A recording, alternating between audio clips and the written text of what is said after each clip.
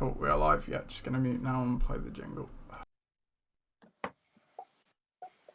The whole Liam Kumar Day effect, not really happened. Nigel couldn't make it. Yeah. I rang up Mendenhall, he said he could make it. Don't think this whole... Phil, credit to the guy, he always manages to do well what he has, but he is a shocking person on that. You guys got a trophy? No. It was pre-event. No, my life from Rashad Mendenhall. Right, you go. I'm a tag, Jack! I'm a fucking tag! Hello and welcome to, I say another episode of the LOC Report, but I may as well just say a episode of the LOC Report at this point. But it's fine, we're here. Chris is here again. How's it going, Chris?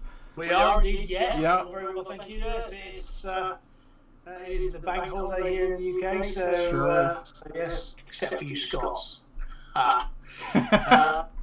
So yeah, we're looking good, and yeah, good to be back. I'm led to believe there is a bumper episode this time around, so there's lots for us to delve into over the next, well, Yeah. who knows how long. Yeah, absolutely. Yeah, you've not seen the title of the show, but I have titled it The Kickoff Spectacular because although we're not technically kicking off the season just yet, the season's begun, but it's building up to that. And obviously the next episode, of course, will be that and then everything. But yeah, no, so we've got a good show for you today. Yeah, I did find it that funny on the point you say about the bank holidays, because I can't remember which one it was. I think it was when we had the Jubilee bank holiday, Northern Ireland didn't have one. We had two, obviously, consecutive days, but they didn't have nor the Queen's one, nor the Friday, the one after that. Yeah. So, because I guess in Northern Ireland, half the population doesn't really like you anyway. There is that. But the weird thing was that like a lot of stores and stuff were closed, like it was bank holiday. But like if you were in an office or something, everything else was open. It was really bizarre. Anyway, this is not the Northern Ireland Great United Kingdom Culture podcast. This is the LOC Report, and yeah, we've got a lot to get to. So enough of the chit chat, and let's just get straight into the meat and bones of it. So, we've got a lot to cover. So we on the same day we had Super LOC Day for the first time ever, which was exciting. Not a lot happens for the first time ever in a league that's been together 14 years now. But we did start. That long. Yes, we're going to Corona Ball 14, as you will see with the logo. I added one onto that by accident when I was making the logo originally, but it is Corona Ball 14. So, yeah, season 1 of 14. And yeah, we'll start with the division lining event. We'll come back to the divisions because, as it transpires, they were not done until after the draft, and you'll see all that in a bit. So we'll start off with the event itself, Chris. It was obviously Viv's to choose this year, being the current champion, and he chose something quite unique. I don't think anything we've had quite like before, and that was clay pigeon shooting, or more specifically, laser clay pigeon shooting. Yes, that's it. Very different. I hadn't heard of anything like that before, but I have to say the premise of it's quite good because. You get none of the god-awful recoil of a shotgun. Sure. The danger element's obviously gone, but you have to use the same skills. Yes. Would have to with your clay pigeon shooting, and I think some people decided that they were better than others. So, but yeah, I mean, Tom, Mike, and Dave almost just absolutely wiped the floor. Yeah. Let's be honest. So Tom particularly, he was a bit of a dark horse shooter there. So. I would say it's the height advantage. That's I absolutely. I didn't take that into consideration, but it's how you say it. That's not that point. But yeah, I mean, it was definitely a fun way to spend an hour. Yeah, absolutely. And one of us did had done clay pigeon shooting before, right, Chris? Well, I've done clay pigeon shooting before, but I've never been very good at it. I always think that when you're shooting things, it's always better that your target is static. And then you feel like you're much better at it. I mean, we were absolutely slaying that post for the target practice. For those of you that weren't there was a little post just to check that it was working and stuff. And absolutely. Yeah. Sometimes you got to play to your strengths, and so when you can't play to those strengths, then you got to cheat. And yes, that's where we're at there. So maybe not some of the most moral of scores, but scores nonetheless. And absolutely. And where did you finish in the end, Chris? I'm going to say this to our listeners and viewers here. So, yes. Turn that clay pigeon shooting is absolutely not up my alley. So, okay. I mean, it wasn't up mine either. Just to be quite like, there was a few of us who were like getting some points, but it was not not second nature by any stretch. It wasn't quite as horrendous. No, I mean, I just didn't get it. I never really have, to be honest. So, I'm quite good at hand-eye coordination, other sports like badminton, or something. But it's for some reason, shooting has never really clicked. So it's a bit different because you're trying to track something, in the air, and then obviously you've got to make sure that you're. Yeah, it is a odd thing. It really is. So I have to say, I now fully understand people who can't do any sports or balance some sports because and what feeling that is because I never really had that before. For me, that's art like as in painting, drawing, art. Like I've never ever been good at that. Like it's one, like you say, just to empathise with it. Like that's how I empathise with it. Yeah, anyone who can do quick, can do that. That's absolutely it. Or like mental maths or like Sudoku puzzles. Oh man, I love Sudoku. Well, hey, some people do. I literally many millions of people do. Yeah, allegedly. But the event was fun. The guns were very heavy as well, which I mean they were the guy explained that they were converted shotguns from a actual previous usage life. And they had some heft to them. They were pretty like my arms were aching for a couple of days after that as well. So but it was good fun. So Tom won it outright, as you said. My dad came second, and then it was Ollie Burdett in third. Is that right? Really? Well, was that it? Hold on, let me check. It was Tom. I think you were dead right. Yeah. Yeah, I think that's it. Yeah, I think it might. Or was it Viv who could? No, it was Viv third actually. I think wasn't it? I'm pretty sure it was Viv third. Was it Viv? I'm pretty sure it was Ollie. You think it was Ollie? Okay. I'm going to go with my initial gut reaction. Say it was Ollie. It was one of them anyway. And as it transpired, so Viv being obviously the champion, deciding the event, and then inter facto, I guess deciding the method of realigning the divisions. So first place got to, basically it was going to be a draft. So whoever finished first, second, third was in a division, and then they got to then just in a straight line draft pick who they wanted in their division, and then at the final end of that was the kicker. Whoever finished first could then change one person in any of the divisions to another division, and obviously that would be a straight swap. So obviously that was Tom with the kicker. So we'll come back to all that later though, because it was decided that would be done after the draft itself to add a little spice to it. So that was the event itself. We did that. Some of us went off to the pub. Obviously I had to shoot off and get ready and get everything prepped. Some other people went off, I think, as well. And then we reconvened again for the draft at the office for the first time since 2019, which was cool. And it was a brand new office as well, pretty much. Well, a brand new meeting room. Yeah, absolutely. Yeah. State of the art. I've never seen anything like it. So yeah, very, very good. And it always makes a bit more of a spectacle in the office anyway. You feel more, I don't know, connected to your draft maybe. Yeah, it adds ambience to it, right? It's a kind of gravity to the event that you were attending, as you say.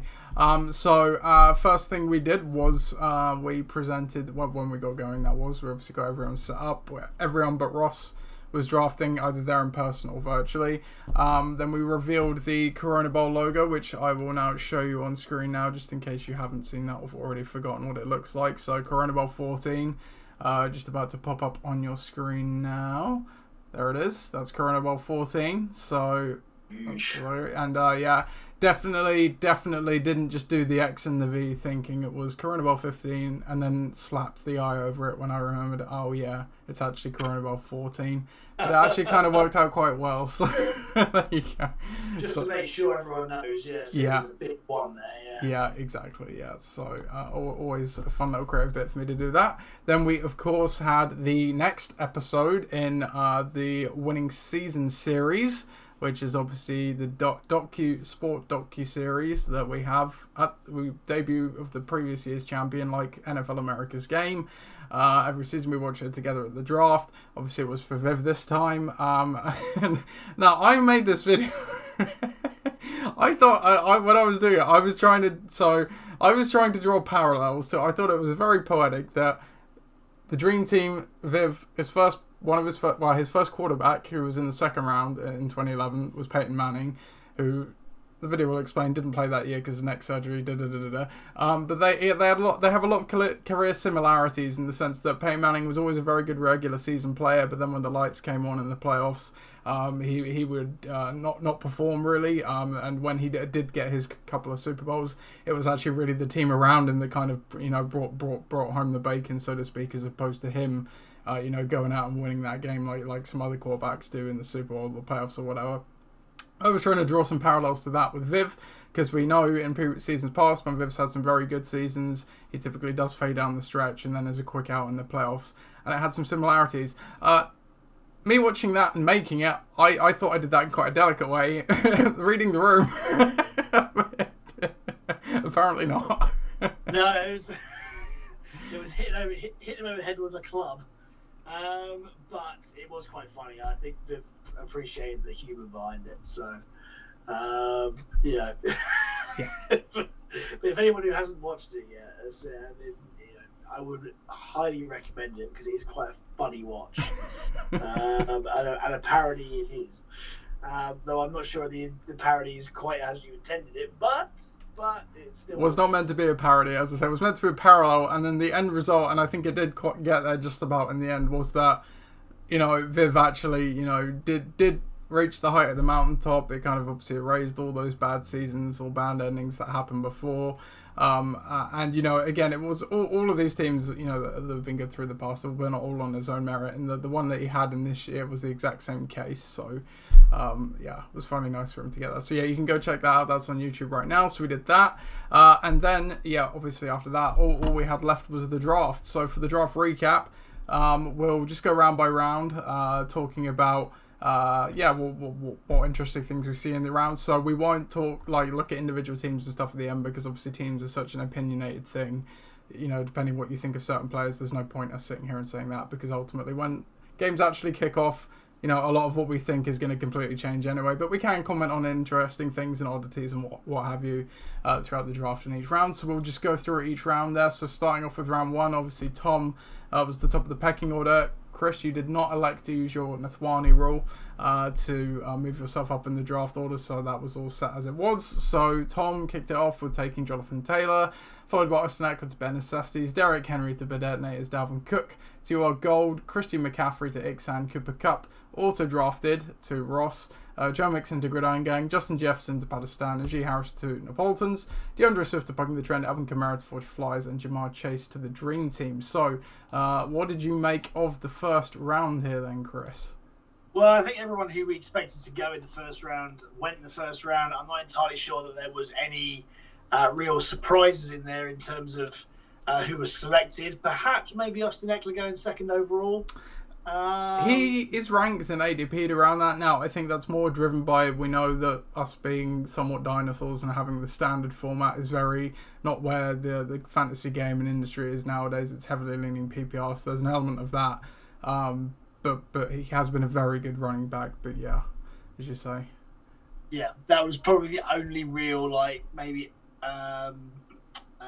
eyebrow raiser. But aside from that, yeah, everybody got who they wanted to get. I think in the right region that they expected them to get. Obviously, Ben had to select between Christian McCaffrey and another and couldn't, and ended up with him. So yes, we'll see if that pays off for him this year. That's certainly a narrative to keep looking at throughout the rest of the year. But yeah, I think everyone's fair value in there.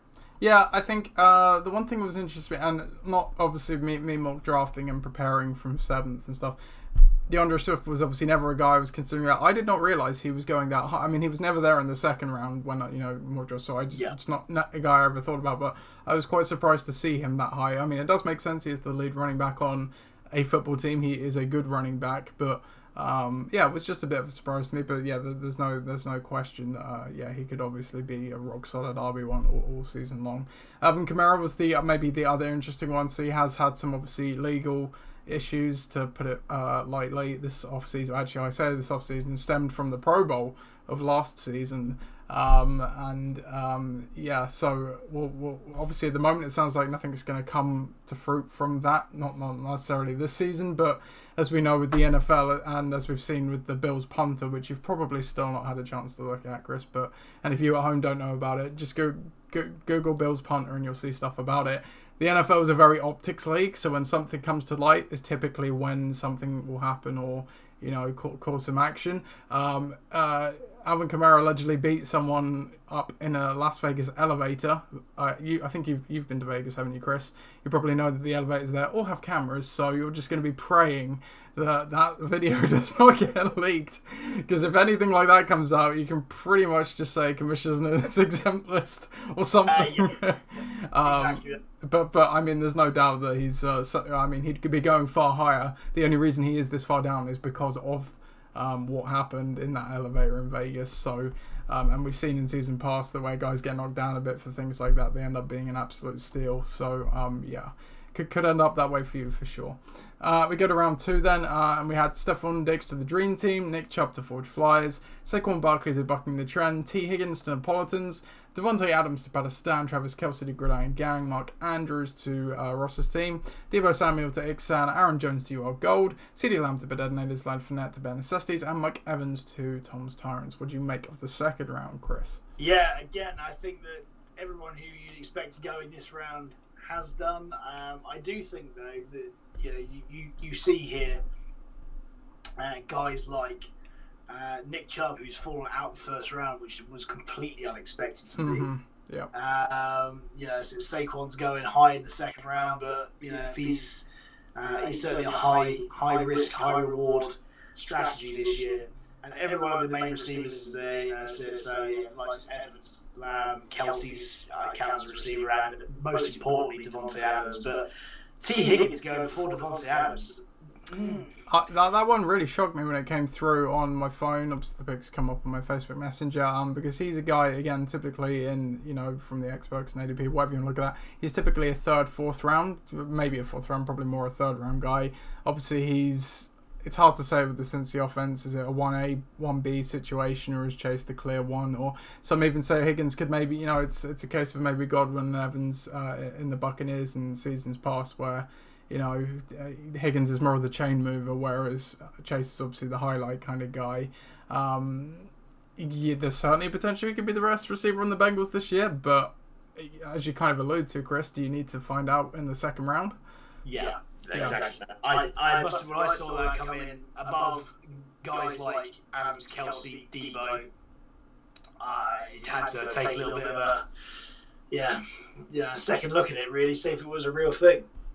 I mean, there must be some clear reasoning behind it, but he was just real high on T. Higgins. That's pretty much it. So yeah, as you said, we'll obviously had the first couple of Titans off the board, but one was a pick by me, the other was obviously just an auto draft pick, and with auto draft it does push up those tight ends because we have our unique league format. Obviously we do not need a tight end, so in reality they'd probably fall a bit lower, but you could, as you were kind of saying, still argue Andrews is basically the wide receiver 1 on that team. So yeah, it's it still kind of makes sense that he was in this kind of range. We'll go on to round 3 then, where we had Cam Akers to Tom's Tyrants at the top, AJ Brown to Bare Necessities, Breece Hall to Bedednators, Michael Pittman to Your Gold, James Conner to Ixan, Javonte Williams to Ross's team, Josh Allen to Gridiron Gang, Ezekiel Elliott to Pakistan, Tyreek Hill to Napolitans, Keenan Allen to Bucking the Trend, Cotton Sutton to Forge Flyers, and DJ Moore to the Dream Team. What did you make of round 3, Chris? Yeah, round 3 you get to these running backs which are a little bit spotty. You just don't really know what they're going to be able to achieve. And I think that a guy like Cam Akers, who was obviously massively injured for the last year, he has a potential for it to be a really big steal in the third round. Yeah. Breece Hall, I don't think. Do you trust the Jets? Does anyone trust the Jets? Do the Jets trust the Jets? And Ezekiel Elliott down there, Johnson Williams in the middle. There are question marks here amongst those guys. So yeah, I really do think that Akers has got the potential to go, but Hall, Williams, and Elliott may be a little bit limited this year just because of the nature of how they're going to be. And can they stay healthy? We obviously saw the first quarterback here as well. Josh Allen's got tremendous upside, as we all know. And we've seen quarterbacks be the difference week in, week out, but also over the course of the year. I think there's between the sort of QB 5, 6, 7 and the QB 1 and maybe 2 is 151 difference sometimes. Yeah, there can be a big gap. Yep. It's over the course of the year, that is, and it's a big difference. So I can't completely understand why that Josh Allen particularly went in the second round. Third round. Yeah, third round. As for receivers, there's a very deep receiver class this year, and you look at a guy like AJ Brown, you'd expect to go in this round, and a guy like Tyreek, you expect to go in this round. Pittman, on the other hand, yes, he's the clear number one receiver there, but can Matt Ryan keep him going? Will the Colts be good? Will they just revert back to type as of last year? Who knows? But the three guys at the bottom in that round there, Keenan Allen, Cortland Sutton, DJ Moore, I think that Keenan Allen's on a great offense this year. And that could be a really, really interesting pick for this round. Cortland Sutton's on an offense, particularly with a quarterback in Russell Wilson, that's got every potential this year, because they want to, live up to the hype, I suppose. DJ Moore on a team, clear number one receiver once again, with a new hungry, playing angry quarterback, week one, coming out, playing the Browns. It's going to be really interesting, but you always know that he's going to get plenty of targets. He's going to get 1,000+ yards. So he's a very solid option down there. Yeah. That's one thing you can't say about someone like Tyreek, who could be really good, but obviously limitations with quarterback there are a big question mark, and he's not playing with Patrick Mahomes anymore. Tua's a very different character, very different player, in a very different offense. So they have to find creative ways to get him involved, I think. Yeah, like you say, this round had a bit of everything in it, really, which, as you say, from round 3, it kind of does get to that point. You had a blend of the kind of reliable guys that don't necessarily punch into the top tiers, like Keenan Allen, Zeke Elliott, who's obviously dropped down from being a first-round pick in years past, but, for obvious reasons. James Conner, again, who, as a guy, massively overperformed last year, but you're kind of baking some regression into that price, because you're assuming you can't keep that rate, and there's still some element of risk and backtracking there. Then you have the kind of elements of okay, maybe these guys could take a step forward, like Michael Pittman, you kind of alluded to, who's same team, but a bit of a different situation with arguably a better quarterback now, one that likes to lock in historically on a top receiver like Matt Ryan did with Julio Jones back in the day. Offense still figures to be very good. Personally, I was if he was there for 31 for me, I would have taken him if Ollie didn't. And that, again, we'll come back to the Josh Allen pick in a second. I'll come back and explain that. But finishing off Cortland Sutton as well, a guy at the bottom there who, again, as a guy I was really high on, because he profiles to be the number one receiver for a Russell Wilson, led team. And in season past, DK Metcalf was a second round, pick in last year's draft. The only reason Cortland Sutton isn't that high at the moment is because, there's Jerry Jeudy there, but Tyler Lockett was there. Who's going to be that number one? There's a bit of that ambiguity there that wasn't there with DK Metcalf and Tyler Lockett last year. And it's Cortland Sutton's never had a quarterback of this level. Everyone thinks he's a good receiver, but you don't know how good a receiver is until you get them with a quarterback like that. But I completely agree, the upside's immense there. DJ Moore is another one you've obviously mentioned as well, with a new quarterback there. And I think, as well as Red Zone, we'll be having that Browns-Panthers game on, because that's spicy for a few different reasons. Oh, yes. And then you have the elements of the kind of other side of that coin, where Tyreek Hill, very good player in fantasy historically, could have arguably gone in the second round, but slipped to this point in the third. Jalen Waddle's missed a lot of time, and Jalen Waddle was obviously a favourite to last year, but missing that time in this camp this year, it's allowed him to develop a connection with Hill. But as you say, you never know when you take a receiver out of an offense, playing with the likes of Patrick Mahomes, stuff, exactly how they're going to look. So that is the risk baked into this pick. It's the exact same risk with AJ Brown, in my opinion. Everyone's convinced that AJ Brown's suddenly going to light it up for the Eagles, and he might well do with Jalen Hurts, but they're a pretty run-heavy team. He's probably the wide receiver one there, but they still have got Devontae Smith, who could take a step forward again. It's not clear-cut, and he's obviously a guy that's, the nature of his physicality is a bit injury-prone as well. Cam Akers, obviously, again, as you say, he's profiles to be in a competition with Darrell Henderson. He should clearly wheel out on talent. He had that the Achilles injury, obviously, which he somehow came back from last season unheard of. Wasn't very effective. That's kind of dinged him, but it's also to be expected with how quick he came back from it. It's a really hard injury for running backs to come back from, and their efficiency is typically really low to begin with, but the further they get away from the injury, the better they become. And as you say, he's got an immense opportunity if he can be the 3-down back, which Sean McVay historically does like. And then you've got Breece Hall, which is again another one of those guys. If he could potentially be a 3-down back at the moment, he's actually not even ahead of Michael Carter. Granted, that's just how rookies are sometimes. Obviously, you kind of give the incumbent player the first week or two, but then they overtake. Hall hasn't looked brilliant in the preseason, but again, and we, as you kind of said, we have no idea how good this Jets team is actually going to be. It's a tricky round, and then and Javonte Williams as well. He was a guy that could arguably have gone at the tail end of the first or in the second round. What was weird about this draft, and it was kind of cemented when I looked on, I saw a post on the fantasy subreddit saying why is there so much more like consensus with fantasy stuff this year? And I was saying to Tom as well after, this is the first year I felt in the LSE draft that I felt we're all targeting the same players and all avoiding the same players, because there was just these kind of guys like, and this comes back to my pick, Josh Allen. I in no way was planning to take a QB in round 3 there, but all the guys I was kind of typically thinking I'd get or liked to that kind of price were all gone, and I just kind of backed into, well, I may as well just take the best QB, because as you kind of said, he's certainly a guy who could potentially finish head and shoulders above the next one. And obviously after my last season, didn't want to really go through that again, so I thought, why not? In hindsight, would I have gone something with like Keenan Allen or Mike Williams instead? Potentially, but it is what it is now. But yeah, guys like Javonte, as I say, he could have been going high second round, falls to here, and is obviously only taken by the auto draft. We don't know how far that slide would have been if it wasn't for that. And yeah, obviously with him, it's the case of, well, he's got Wilson, the offense should be better, but Melvin Gordon's that. So again, it's a very interesting round. So it's going to be fascinating to see, as we always know, how these picks eventually do unfold as we go through the season or even after week 1.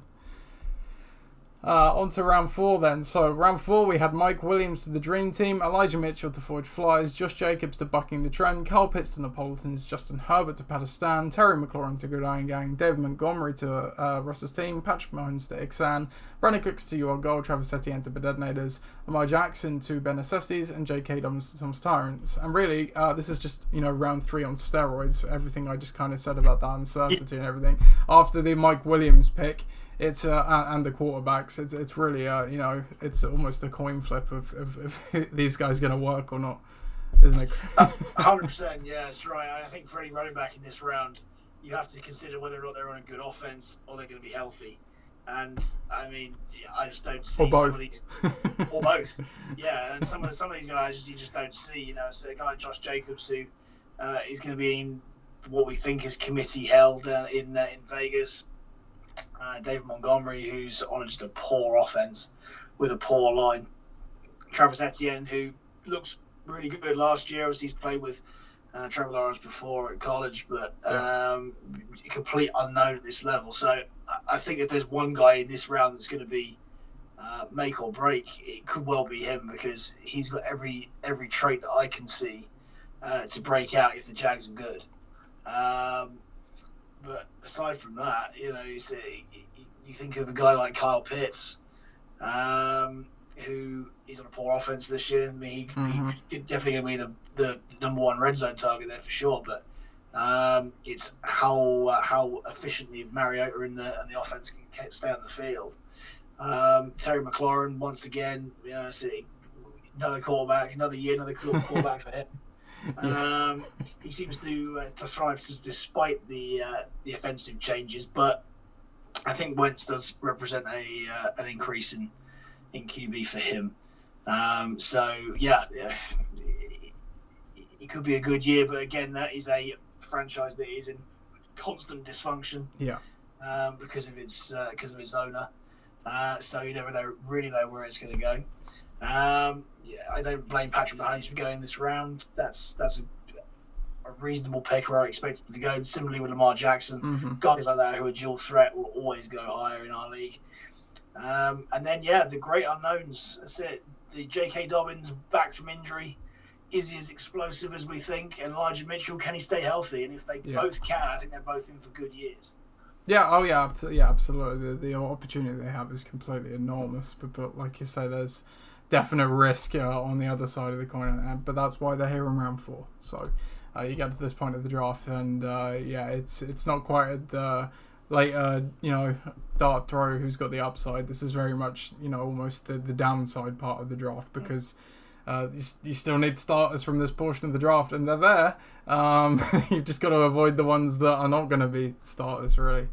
Round 5, then we had Marquise Brown to Thomas Tarrant to pick 49, Chris Godwin to Bare Necessities, Danielle Mooney to Bedadnaders, George Kittle to Your Gold, Damien Harris to Ixan, DK Metcalf to Ross's team, Michael Thomas to Gridiron Gang, Alan Robinson to Padistan, Jalen Hurts to Napolitans, Deontay Johnson to Bucking the Trend, Jaden Waddle to Ford Flyers, and then Jerry Jeudy to the Dream Team. What did you make of round 5, Chris? Well, I think there's a lot of receivers here that are going to have to do well despite their offensive problems. So, you look at Mooney, you look at Michael Thomas, you look at Metcalf, and you look at Deontay Johnson this year. For the first time, the Steelers offensively, there's question marks over them. And they're going to have to do it in spite of their quarterback. And I think Michael Thomas got the best chance of doing that because we know that Jameis is, in real life, maybe a little bit wayward, but in fantasy, he's certainly legit. Yeah.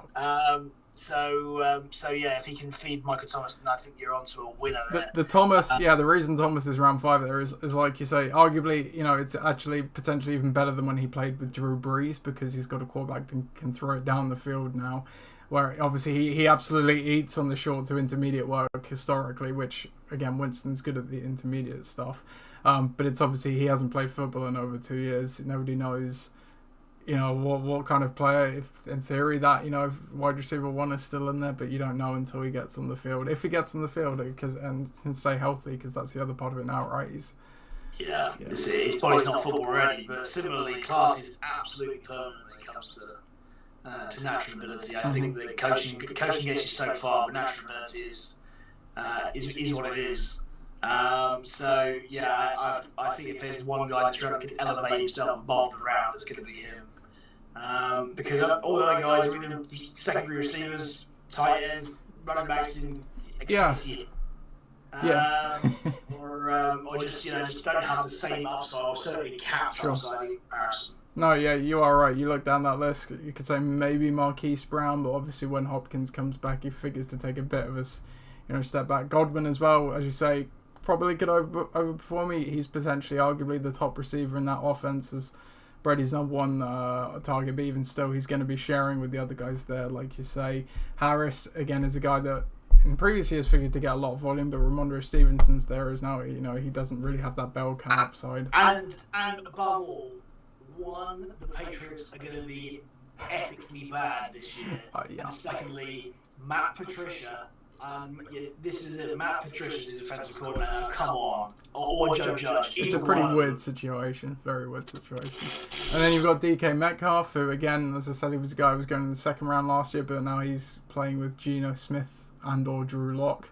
As you say, some other guys here, Allen Robinson, could be a really good part of that Rams offense, but as you say, he's not likely to, blow up like Cooper Kupp did from this similar kind of range last season. Deontay Johnson, as you say, similar kind of thing. Yeah, they're all just secondary receivers. So I'd say it's a pretty solid round. There's probably, as you kind of allude to, still going to be guys in here that frustrate and don't quite live up to it. But there's some solid players in there and potential for upside as well.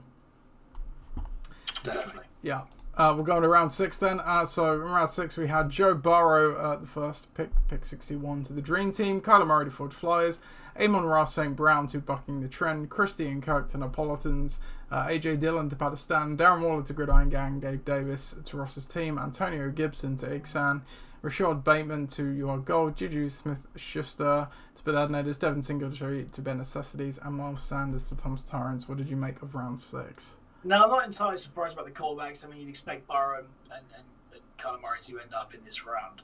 But I'm really excited about some of the players that got drafted here, because I think they can definitely outperform where they've been drafted. I mean, you look at a guy like, depends how the Lions are, but Amon-Ra St. Brown was absolutely fantastic on the stretch last year.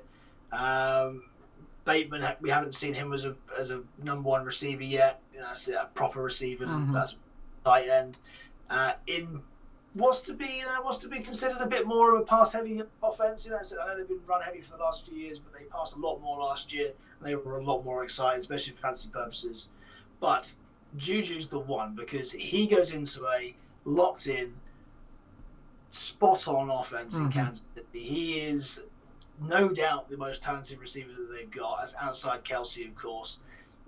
As a genuine receiver, and anytime you play with Patrick Mahomes and you're a receiver, you've always got a chance of scoring in an Andy Reid offense, and that to me is an absolute no-brainer. I'm surprised that he's fallen that far down. Well, the tricky thing with it is, you look at health as one thing. Obviously, since he had that blow-up season with the Steelers, I think it was his second year, he has struggled a bit with health and effectiveness, and you just don't know how. No, but it's, even at this stage, he profiles to be, as you say, the top receiver after Kelsey.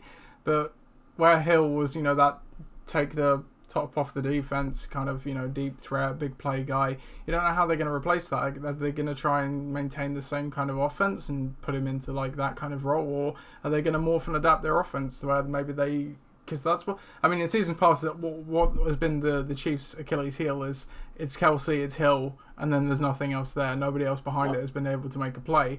They've kind of got this gaggle of players now with Smith-Schuster, Marquez Valdez-Scantling. They drafted Sky Moore. I think they've got another receiver maybe who... obviously, Mecole Hardman's still there as well. Do they maybe try and change it a bit to, spread the love around a bit more, like, instead of being so concentrated? I still agree, even if that's the case, Smith-Schuster's the top... he's probably the top of the pile among those guys. But you just don't know, do you? You really don't, and I think that it's reasonable to assume, just by the amount of money that they've paid him, that Marcus Valdez-Scantling will take the Hill role because he is lightning quick and he's massive. Yeah. So outside of him and outside of Kelsey, as you say, Smith-Schuster's going to have to be underneath. He's going to have to be the guy. He plays in the slot mainly. Well, has his best production has been from the slot. Yeah. Yeah. So he's the guy underneath, and Kelsey's the red zone target. So. Yeah, at this point of the draft, there isn't many you can really say that has an amazing amount of upside, but he not in organically. Yeah, as you say, he's definitely got the most upside. I think. Yeah, I think some other guys here potentially do. Like you look at a guy like AJ Dillon, he'd need an injury to make it happen. But if Jones did go down, he would be an RB1, absolutely no question. Obviously, has some standalone value as well. Gabe Davis, he's that second receiver on the Bills now. And there's even been talk of him maybe playing even more than Stephon Diggs because he's bigger, he's a good run blocker. He might stay on the field in like one receiver sets and things like that. And then there's some guys like Antonio Gibson. I think the reason he slipped this far in the draft is because we're all convinced that isn't going to happen at all this year with Brian Robinson sniffing around and everything. But he was a guy that went in round 2 last year. He has been a guy that's delivered, RB1, RB2 value in seasons past. Is it a stretch that he could get back to it? It's a bad team, obviously, but we know Ron Rivera likes to run. Ron Rivera's best offenses, let's not forget, was with D'Angelo. What was it? D'Angelo? No, not D'Angelo. It was D'Angelo Williams and that's right. Jonathan Stewart. Yeah, there we go. Got there in the end. So are they going to try and recapture that Thunder and Lightning approach? Who knows? And then you say, there's some other solid guys in here, obviously the quarterbacks.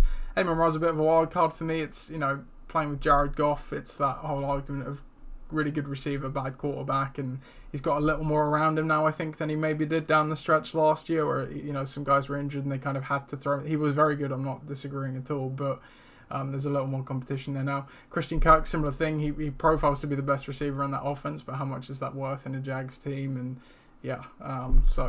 interesting round. And then Miles Sanders at the bottom as well. He's again a guy who, could have arguably gone as early as round 3. I don't think, clearly he fell all the way to round 6 because none of us really see that upside. But on paper, again, he is the starting running back for a run-heavy team. Yeah, and then again, there's not many guys certainly this far down. And you can say the same thing about Singletary above him that will get a decent amount of running back volume throughout the year. And both of those guys I think could be a bit of a steal if they are involved a lot. Sanders particularly, though, I think he will be. Yeah, but it's always a risk when you draft a running back with a guy with a quarterback who's got legs. Yeah, well, this is it, isn't it? And both those running backs basically in almost the exact same situation.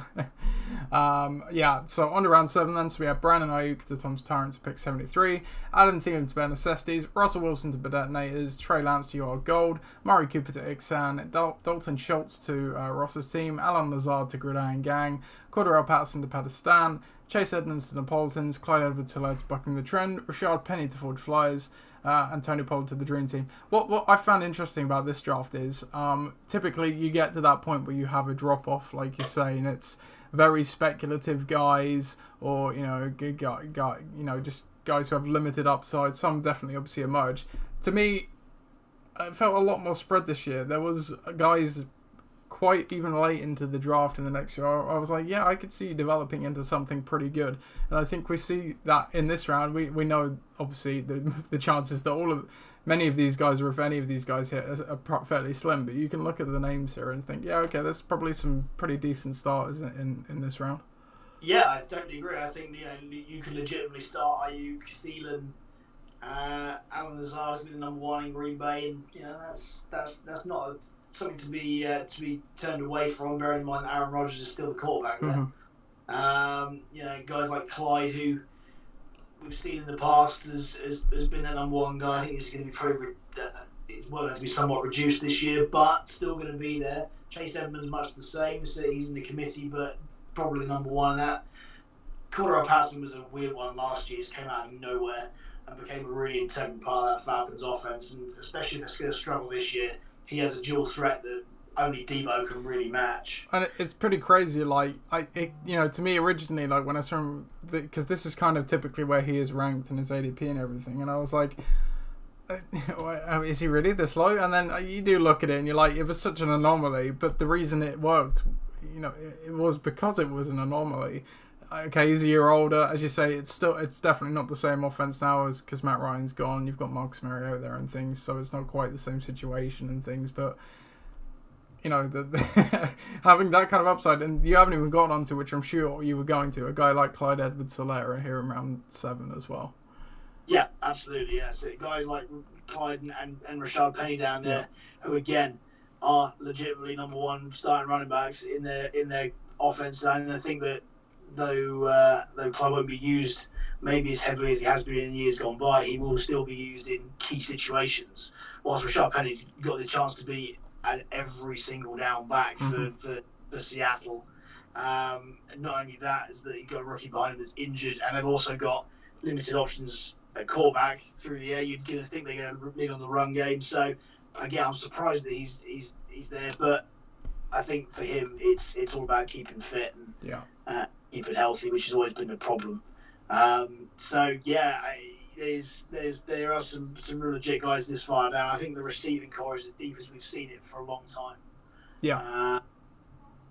And I think that only underlines the fact that the league is ever increasingly turning into a pass first, second league. So there's value to be had in the even the mid to late rounds.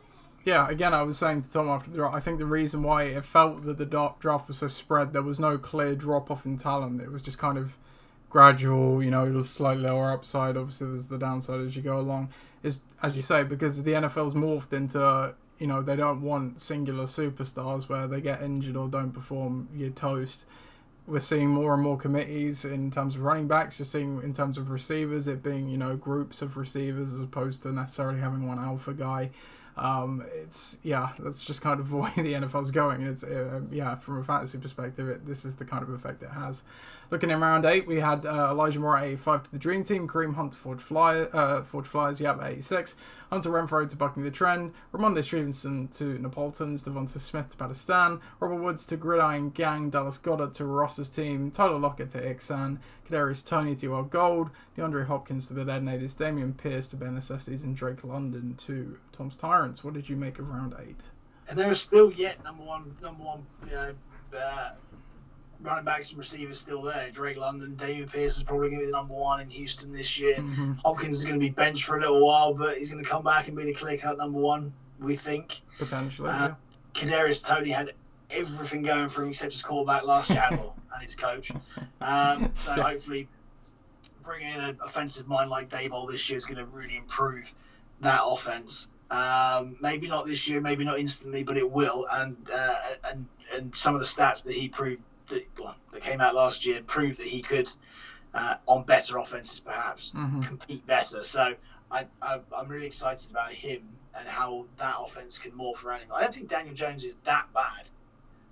It's hard to say because, as you say, he's had a few years of Joe Judge, and then what was it, Ben McAdoo? I can't even remember who the Giants was. It Ben McAdoo before Joe Judge? I can't remember anymore. No, it was he was the Denver's OC last year. What was Pat? Begins with an S. Oh, Schumer. Yeah, was it Schumer? Yeah, you know the guy I mean. I think. Yeah, he's not had the blessing. He's not had a good offensive coach as good as Brian Dable, basically. Exactly that. Brian Dable turned Josh Allen into the world beater that he is, and turned the Bills around from being proper joke town, to being legitimate playoff run quarterback worthy team. So if you can do the same thing to the Giants, albeit maybe not instantly, then I think that could really be an interesting one. So Robert Woods is going to be the number one receiver in Tennessee this year. I think it's going to be a transition year for them. But we know that what he can offer, which is consistency. He's a safe pair of hands. They haven't got, aside from Traylon Burks, of course, who is a complete wild card, I have to say. He's definitely the one that I would rather pick at this point. And then one guy who flies under the radar a bit, and this is only if Zach Wilson's fit and ready, is Elijah Moore, who, from what I'm hearing, reading, looking at, one is legit, and secondly, they love him. They're going to funnel targets to him at the top there. So, yeah, I think that's one thing to look at. And the only reason why he's down there is that he is a Jet. Yeah, no, you kind of have Garrett Wilson obviously as well. He's not, he's not really lit things up by the sounds of things, and I agree. Elijah Moore's, at least for the start of the season, going to be the number one there.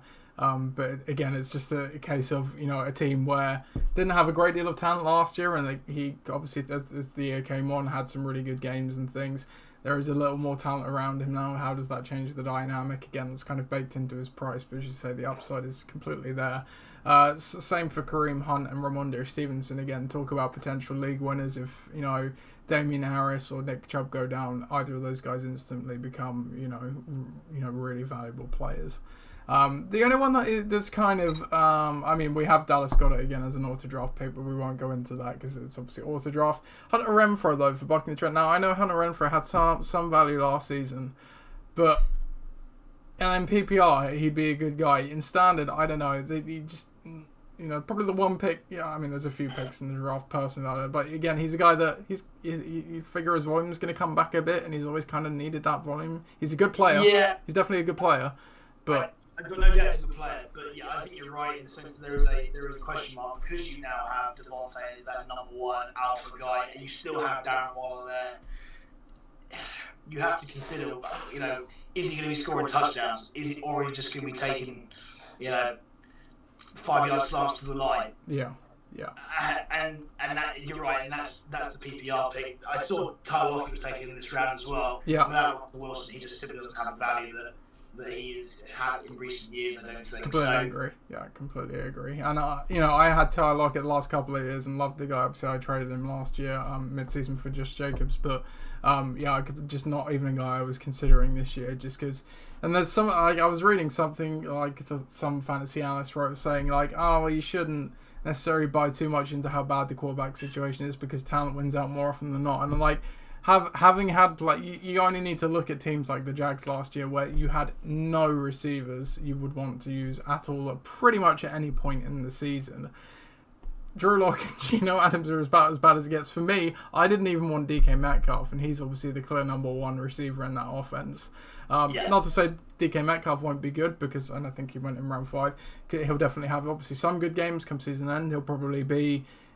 Could he be top 24 receiver? Yeah, I could probably see that, and that's probably where he was drafted. But like you say, Tyler Lockett, clear second fiddle on that offense. He's another year older. Okay, they profile to probably be losing games, but even still, yeah, it's just this is the part of the draft where obviously you always want to go for a guy who you think is going to be really good at any point in the draft. Certainly when you get to this point of the draft, there's no point taking someone like Dallas Goedert, and that's a bad example because it's an auto draft pick, but just because what's the upside? He maybe becomes your fifth or fourth starter. That's the upside. You want to take guys like Kareem Hunt, like I say here, Stevenson, like you say, Elijah Moore, DeAndre Hopkins when he comes back, even Damian Pierce, the guys that could potentially come in and be, one of your top 3 skill positions or something like that, top 3 players on the team. That's what you're aiming for in these back rounds. Speaking of which, Tom Brady's a pretty good one there at the top of round 9 to Tom's Tyrants. Dawson Knox to Ben Necessities, Chris Olave to Bedinators, Matthew Stafford to your gold, TJ Hawkinson to Ixan, Dak Prescott to Ross's team, Melvin Gordon to Gridiron Gang, Marquez Avada Scantling to Badistan, Traylon Burks to Napolitans, Kenneth Walker to round 3, Kenneth Walker the third to Bucking the Trend, Zach Ertz to Fortifies, the Bills D, first D off the board here to the Dream Team in round 9. What do you make of round 9, Chris? Yeah, this is where the draft turns, by the way. Yeah, exactly. It's spotty, but again, you have guys like Dak and Matt Stafford and arguably Brady who are going to be solid point scorers throughout the year. It's amazing to me that a guy like Dak falls so hard from last year to now, when really things haven't changed that much. I know there's the Mike McCarthy factor. Well, I think the O-line's got a little worse. Obviously, they traded Amari Cooper away, and Gallup's coming back from the ACL, so there's questions about his surrounding cast. And I think Dak took a bit of a, not necessarily a step back last year, but he wasn't as good as he has been in seasons past. But I agree, for him to fall all the way to round 9, it's crazy. Yeah, that's it. For a guy that, yes, the injury plays part, but I think we'll funnel everything towards CeeDee Lamb. Maybe a little bit towards the tight end as well. But, considering the offense that he's on and the fact that they've got to win now before Jerry dies. So I don't mean that bad. The guy is like 90. He's pretty old. Yeah, he's pretty old. So they've got to go for it. But yeah, I mean, to see. Oh, excuse me. Bless you. That's it. I must have. Jerry Jones heard you. Jerry Jones. He's like, trigger the chip. To see as many tight ends in this round go as there are, a guy like Knox, Hawkinson, who's been okay the last few years. So yes, he's been a good red zone target, and Zach Ertz down there on a dynamic offense is not surprising, but it still feels a little bit strange to see that. You've got dart throws in Traylon Burks, Melvin Gordon, depending on how a guy like Javonte Williams gets on. But Chris Olave in there is definitely a dart throw. I mean, don't get me wrong, he's one of the best receivers come out the draft this year. He can be played on what we think is going to be a reasonably high-powered offense. But yeah, who really knows? One of these rookies is going to be good. It's just which of them is it? Yeah. I think that Chris Olave is much more of a well-rounded receiver coming out of a really I think there's an argument to say he's one of the better prospects, as you say, but he's not in the best situation, and that's why he's not as pumped up as some of the other guys. And that's why I'm down on Traylon Burks is that he's coming out of a smaller school, not as good. Big projects, and but has all the physical qualities that you could possibly want. Yeah, absolutely. Yeah, as you say, this round is, there's no downside when you get to this point of the draft. Only upside. How big that upside is and how much of it realised is, anyone's guess. Round 10, we had Aaron Rodgers to the Dream Team, Julio Jones to the Flyers, the Bucks D to Bucking the Trend, Derek Carr to Napolitans, Chase Claypool to Pakistan, James Robinson to Gridiron Gang, Kirk Cousins to Ross's team, Justin Tucker to Ixan, Tyler Boyd to Your Gold, Russell Gage to the Detonators, the Niners D to Ben Necessities, and James Cook to Tom's Tyrants. What do you make of round 10? Yeah, I mean, I guess at this point, one thing I will say is that Aaron Rodgers is down there unfairly. Aaron Rodgers is my man. Is in my top 3 favourite players of the last 20 years. And class very much is permanent for him, even though he has been to the woods and he's been shitting in the woods and being sick in the woods, taking drugs. He's cleansed and ready to go. So I don't think that it's a bad choice for a second QB at all. Though I do think that Mike has missed the boat. And Well, and I was chatting to Mike about this earlier when I said I was doing the podcast. He was like, "Oh, you guys are gonna rinse me for the quarterback." I was like, "Well, no, because our league's a little weird where some guys decide to draft 2 quarterbacks when they have an established starter in a league where you only have 5 bench spots." And I get you kind of want to stream play the matchups, but it kind of defeats the point of taking that quarterback high in the first place. You know what I mean? Like, I guess I don't mind a pairing if it's like a later on, type guy. Like if you took Trey Lance, for example, and you want to pair him with Rodgers, that's fine, because obviously Lance is the wild card, but you've got Rodgers as the steady guy. But they've had Joe Burrow, and Ross auto drafted the second quarterback here in Kirk Cousins as well. And did Napolitans? I can't remember if Napolitans took a quarterback before either. But it's not Mike's fault. Okay, Mike should, he's been in the league quite a few years now. He knows some guys do like to draft backup quarterbacks when they perhaps shouldn't, and perhaps he was counting on that wouldn't happen, and history repeated itself, and it did. But I just say Aaron Rodgers is going to be he should be starting games of fantasy this year. I agree. Maybe not on the dream team because he has Joe Burrow, but maybe still. Who knows? Who knows? I suspect he'd be dropped quite quickly, and someone could take advantage of that. Or traded. You never know. Well, yeah.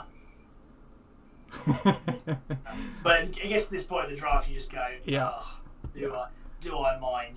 Speaking of which, round 11, Broncos to Tom's Tyrants, KJ Osborne to Ben Necessities, Christian Watson to Bedenators, Rams D to UR Gold, Colts D to Ixan, Hunter Henry to Russell's team, auto draft again, Naeem Hines to Gridiron Gang, Rondell Moore to Pakistan, Evan McPherson to Napolitans, Michael Gallup to Bucking the Trend, Mark Ingram to Ford Flyers, and Darrell Henderson. As you say, nothing really interesting in this round. The only kind of interesting one I've noticed, my dad took KJ Osborne. He already had Adam Thielen, which was kind of a shock to me when I saw the pick come through. I can kind of see why he'd do it, because last year, if Thielen missed time, Osborne was really good. When Thielen was healthy, he wasn't good, but obviously Thielen was the red zone target and what profiles to take a step forward from a passing attack. I think you're dead right, and say there are guys in there, you think of someone like Christian Watson. I mean, Rodgers has got to throw to somebody. Yeah. Rondell Moore, who presumably is going to replace Christian Kirk in that offense. But Michael Gallup's the one for me, because when he comes back, he could fall into a pretty legit Dallas Cowboys offense there, and he's going to be really good.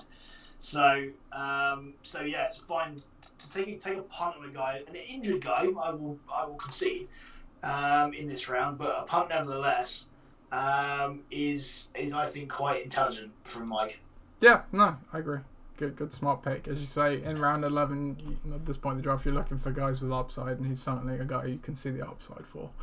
Round 12, again, it's a lot of kickers and defenses, so I'll just run through real quick. Dustin Hopkins to Bucking the Trend. Cowboys did Fudge Flyers. Isaiah Spiller to the Dream Team. Jahan Dotson to Napolitans. Tyler Bass to Pakistan. Titans D to Gridiron Gang. Patriots D to Ross's team. Michael Carter to Ixan. Robbie Gold to UR Gold, of course. New Orleans Saints to Bedenators. Tyler, I still don't know how to pronounce this guy's name. Algier, let's go with that, to Ben Necessities. Harrison Butker to Tom's Tyrants. Nothing really massively of note there, I think. Robbie Gold going back to UR Gold. Yeah. Of course, Romeo Dobbs to Tom's Tyrants, Matt Gay to Ben Necessities, Daniel Carson to Bedenators, and this is round 13, by the way. Vilas Jones to UR Gold, Adele Beckham Jr. to Ixan, our first free agent draft pick of the draft. Ryan Suckup to Ross's team, Rodrigo Blankenship to Gridiron Gang, Chargers did to Pakistan, Dolphins did to Napolitans, Nick Folk to the Dream Team, Matt Predator to Forge Flyers, and probably one of the better Mr. Irrelevance we've had in seasons past, Tua Tagovailoa to Bucking the Trend there, being the starting quarterback as the final pick of the draft. Absolutely, it doesn't happen very often at all. And yeah, that's it. I'm glad that Mike managed to reacquaint himself with Tua. He's back on his team again. And actually, I didn't think he was that bad for him last year. If he kept him throughout the year, he had a right year, but he just kept having him and Tannehill and picking Tannehill at the wrong time. So I think Mike McDaniels is going to be a very interesting coach for Tua. Obviously, they've had a lot of an extremely toxic environment, from what it sounds like, with Brian Flores, and having a guy like that, young guy coming in, very alternative, but has very, very high reviews from San Francisco, where he's come from. I think Miami are in for a good year. I really do. I think that they're in a division now where they can definitely be the second best team in there. I think the Patriots are going to be on a down year. I certainly think the Jets are going to be on a down year. They're going to be there or thereabouts. The Bills are going to blow everybody away out there, but they can be best of the rest. Especially if they can get the best out of what they've got, which they have. They've got some really good offensive weapons. Yeah, for sure. So that was the draft. Like I say, we're not going to go team by team because it's very opinionated, and obviously we've talked about some picks, yeah. But when it comes to week 1 previews, we will obviously do some team analysis when we do that. So I was going to just dip into the league news quickly. Now that we have players on teams, we have some news. So I will just dig out the old news jingle. Oh yeah, here it is. So time for some league news.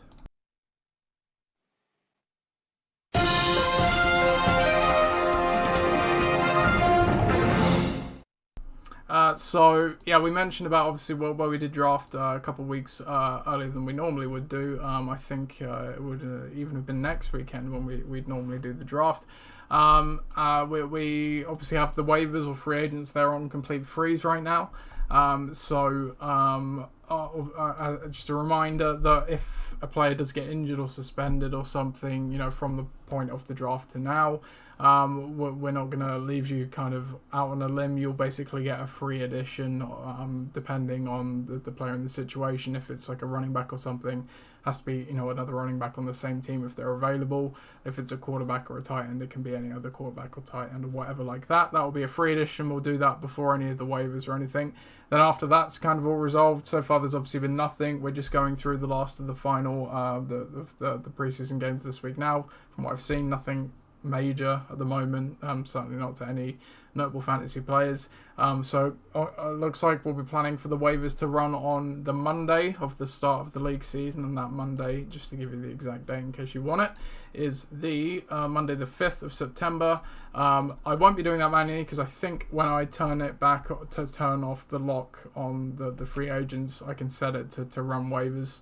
So the site will do all that, and obviously we'll communicate. And then obviously after those initial waivers run, everyone will be a free agent as normal. And then just another reminder, obviously out of the AGM this year, we can trade waiver budget this year. So when you do trades, just put in the comment box, what waiver money is exchanging and for what. So we know, and you can obviously shoot a message as well. And then just as well, the commissioner team changing powers were enhanced this year also. So obviously previously, if you had, say, a guy in the Sunday night game, he weren't sure he's playing, you could ask me to swap them out. For if they don't play after the fact for a guy that plays after. We've kind of enhanced that now, where if there's an injury situation like that, so for example, if you actually had someone on the 6 p.m. game if it was before the 6 p.m. game and you had a guy playing in the Sunday night game and you weren't sure they're going to play, you could say to me, okay, I'm going to play the guy in the Sunday night game, but if he doesn't play, swap in this guy for me. Obviously that has to be fixed. You can't change your mind after stuff kicks off. And you can do that from any game from Thursday to the Monday night games or whatever week, the week starts and ends at. It just has to be fixed beforehand, obviously. And that's just to make it fair. So, again, injuries don't get in the way of what you want to do kind of thing. Talking about actual news, so a few injuries, minor injuries have happened since the draft. So Michael Thomas, he tweaked his hamstring, I think a couple of days after the draft. Sounds minor. He should be ready for week 1 by the sounds of things. And Darren Waller as well, he's missed some practice time allegedly with a hamstring injury as well. Though I don't know if you've been following that, Chris. He's supposedly criminally underpaid. And he's just fired his existing agent and is in the process of changing agents. So there might be, some weird, contract. How hold-ins have become the new thing in the NFL, like Metcalf and Joe and James just got paid this offseason as well. Yep. And they were doing hold-ins, like they were there, but they weren't doing anything until they got paid. And they're fine all of a sudden. Kind of have a sneaky feeling this might be a case of that, but we'll see. I think he's proven that he's elite over the last couple of years. So. Yeah.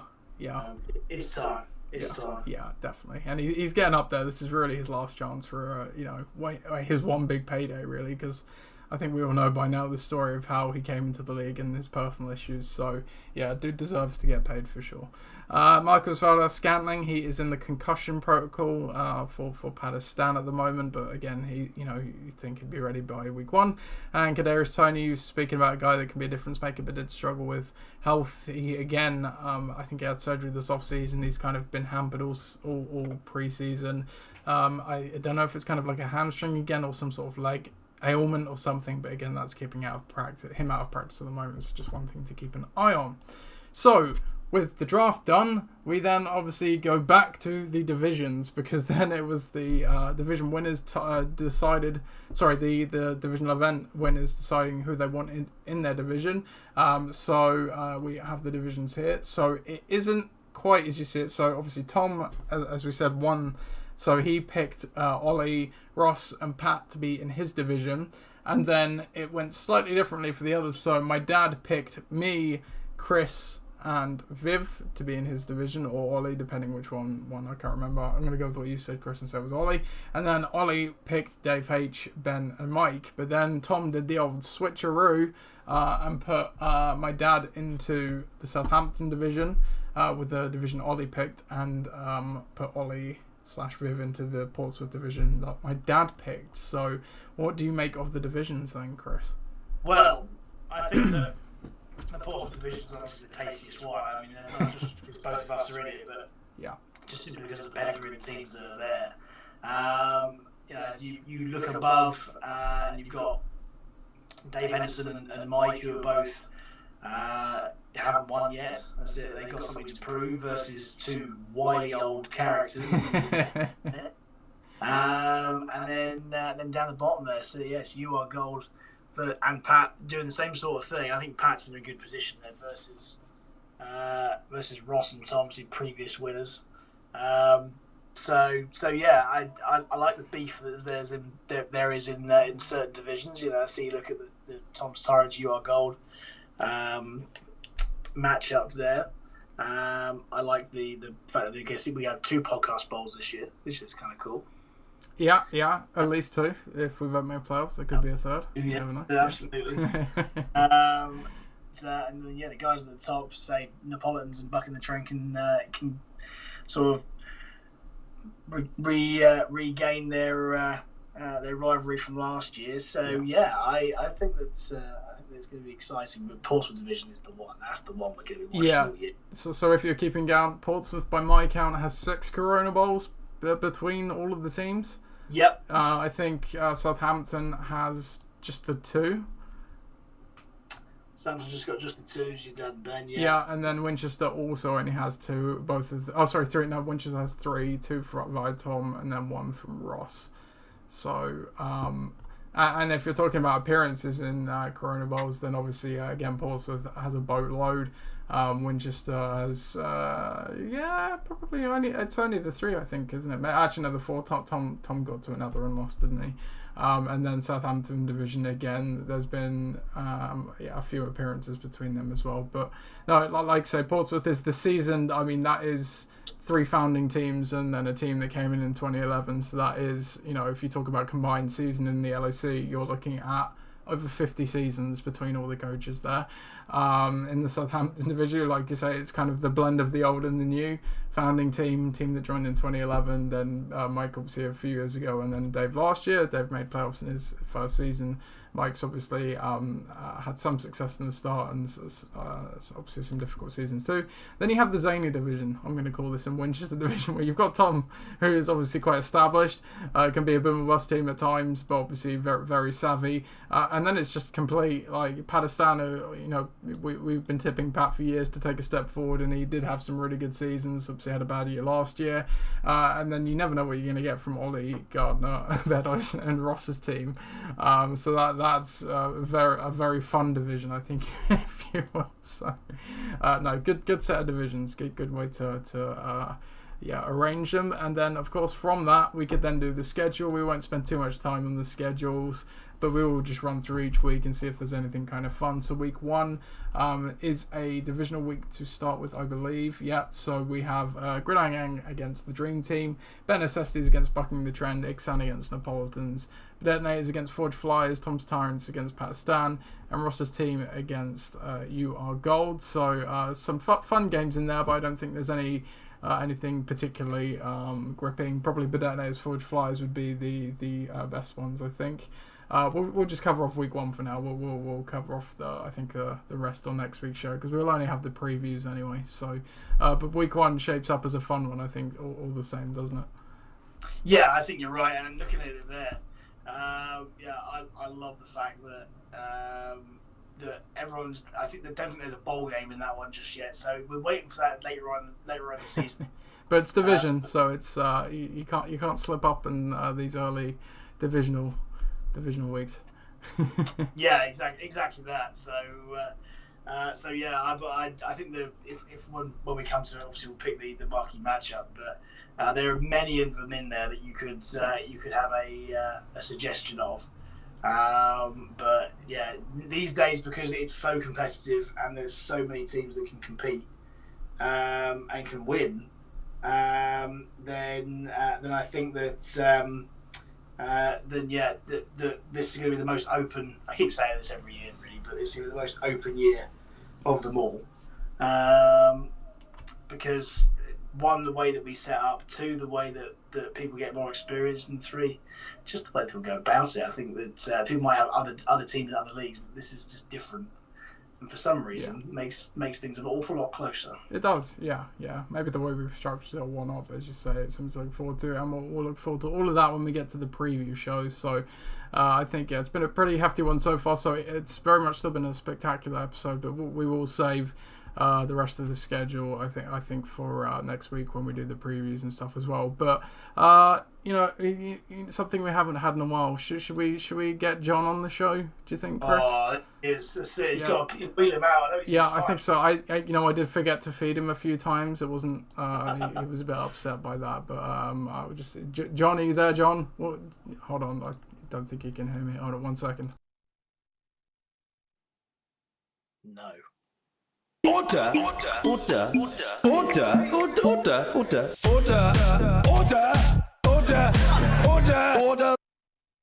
He was actually just asking for his Nando's order. I forgot to. We got Nando's. I forgot to ask him. Completely slipped my mind.